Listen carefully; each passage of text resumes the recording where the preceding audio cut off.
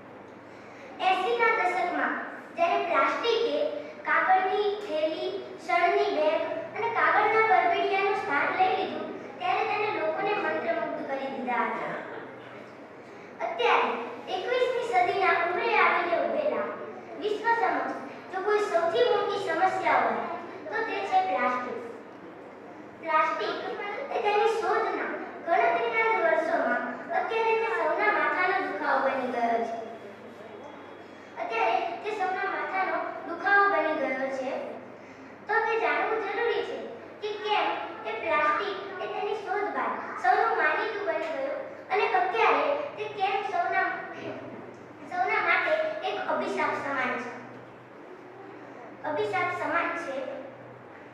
Plastic એ માત્ર મનુષ્ય માટે જ નહીં પરંતુ સમગ્ર પર્યાવરણ અને વિશ્વ માટે એક શ્રાપ સમાન છે. તેનો ગુણ કે તે કદી બળશે પણ નહીં અને પીગળશે પણ નહીં તે અત્યારે ખૂબ જ મોટી ચિંતાજનક સમસ્યા બની ગઈ છે. આપણે બજાર જતી વખતે જે પ્લાસ્ટિકની થેલીનો ઉપયોગ અડધો કલાક માટે કરીને તેને ફેંકી દઈએ છીએ તે જ પ્લાસ્ટિક એ હજારો વર્ષ સુધી નષ્ટ નથી થતું અને તેની આસપાસ એ ઘણા ઝેરી તત્વો છોડ્યા કરે છે.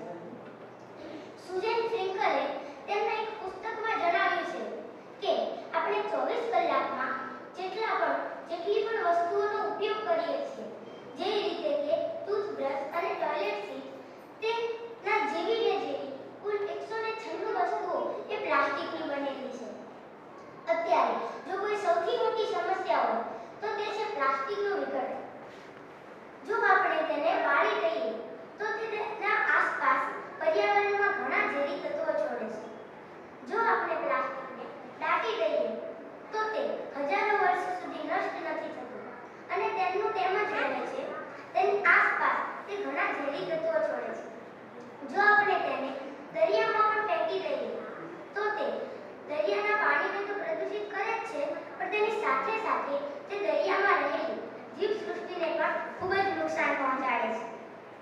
આમ પ્લાસ્ટિકને નષ્ટ કરવું એ ખૂબ જ અઘરી બાબત બની ગઈ છે.